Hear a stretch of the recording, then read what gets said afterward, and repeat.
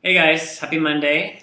I just wanted to share a couple of things with you and answer a message from one of my followers from the fan page. I'll start off with a question. I got a message from a really sweet guy yesterday. His question was, hey Justin, I just wanted to let you know that I'm a big fan of the blog, photos, inspiration, or whatever you want to call it. Thank you.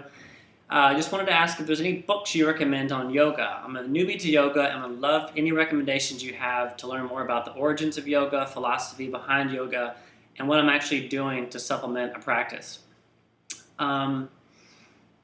This may be a kind of surprise to you, but I can't recommend a whole lot of books because I just haven't read that many. My attention span is terrible. It took me like months and months to read my own personal books that I'm reading right now. But I can recommend a couple books to you that my teacher recommended to me. It's one of them is for sure I've heard all about. I know I'm going to get shit for not reading it, and people have found out that I have not read it. Is Light on Yoga by Mr. Iyengar.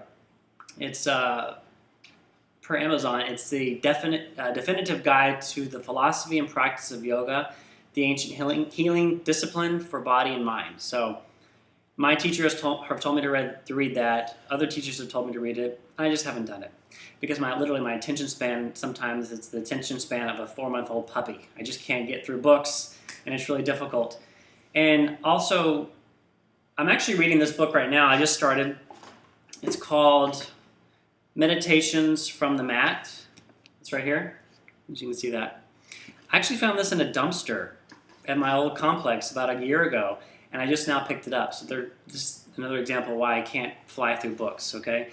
And it's actually it's supposed to be a 365-day, you're supposed to read it for a year. So like goes by day 1, day 2, like day 1, it's basically, it gives you a couple of sentences, and then you're supposed to meditate on that, and it kind of goes into a short summary of what's saying. So for instance, like day 1 is, he that will not apply new remedies must expect new evils, for time is the greatest innovator. And you're supposed to meditate on that like theme, and then you do it day by day like that. So I'm going to try this because this is much more in my speed because I can't sit down and read a book for hours and hours. This looks really cool, and yes, I've had it over a year, but actually maybe 2 years. But I think things are supposed to come as they're supposed to come. You're not supposed to force things, otherwise it's not genuine. And yesterday I just happened to want to pick it up, so I picked it up and I'm going to start reading it. So it's either that or I may be just a big procrastinator, which is probably the case too. Anyway, another book that I'm reading, I started reading a couple years ago and I cannot get through it. It's just so long, is Autobiography of a Yogi. Another one that my teacher recommended years ago, and I mean, this is how much I've gotten through it. It's just hardly anything. It's so boring, and there's some cool stories in there, but some people love it, but this is one of my things. This is one of my books that my teacher said if you're going to start yoga, you need to you don't need to, but you really need to try to get the Autobiography of a Yogi and Light on Yoga, both of which I have not read. So, and also regarding learning more about the practice and being a newbie to yoga, to answer his question, anytime I talked to my teacher about this, and I said, well, these people want to go to yoga, they want to learn more about it, what do I tell them to do? And they said, and she's told me, you have to bring them to class. Just bring them to class, and they will figure it out themselves sometimes. So you can't force people to do something that you're doing. This may not be their path. So you just bring them to class and see how they start out, and they may take it from there. So my suggestion would be to go to as many classes as you can, try different teachers, pick up those books, and see what you think of them. But those are the ones that people have recommended to me that I haven't got through yet. But I've already explained to you why. Anyway, so there's that. Good luck with all that, and I enjoyed your questions, and that was really sweet thank you for the message. That was really sweet. Anyway, I wanted to share a couple other things with you too. I got my car back a couple days ago. Thank God. I've been driving around a rental because I don't know if you guys know, I had an accident about 3.5 weeks ago, and the front end was like smashed in, and so I got it back about a couple days ago, and I'm so grateful for it. I'm driving around town with my hands on 10 and 2 and shit. I'm not letting that car go.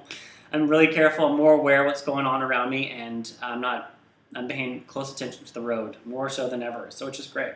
My upper back is still a little sore, but I'm able to sleep at night, and every day it's getting better and better. My chest no longer hurts, which is great. I haven't been able to do a lot of core work because all this like action here is pulling, and I can't do a lot of core work, but I'm trying to eat better to supplement that. Not being able to exercise as much as I like. So, but I'm still practicing on a regular basis, and so yeah, I'm getting better by the day. So there's one thing.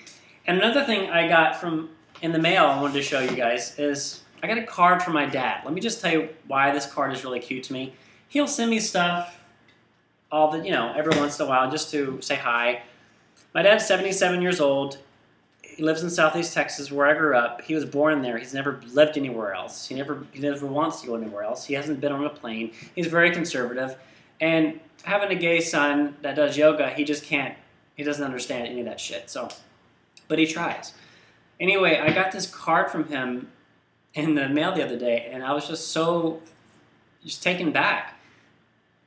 It says, "Positive energy is all around you," in the front. And look at this card. It is a cat on the yoga mat. Now, this may not seem like a big deal to anyone else, but this is a big deal for a 77-year-old man, conservative Republican in Texas, okay? This is a big fucking deal. Like, he had to go, I called my sister, I said, "Did you pick this shit out for him?" He's like, "No, I don't know what happened." Like, he had to go pick out a card just for me, and then he found one that was yoga related, and he got it for me, which I am so thankful, and I called him, so my heart is really just full of, love for this man right now. It shows that he's, people can change. Anyway, so the card says, "Positive energy is all around you," and inside it says, "Feel that energy and know that I'm always sending you good vibrations. Love you, Dad." I'm going to hold on to this card a long time. I may even display it.